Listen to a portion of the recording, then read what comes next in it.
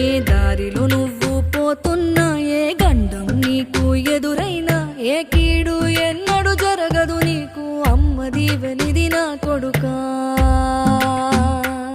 ఈ దిక్కులు నీతో కదిలేను, ఆ చుక్కలి దిష్టి తీసేను, ఏ గాలి ధూళి సోకదు నిన్ను, అమ్మ దీవెనిది నా కొడుకా.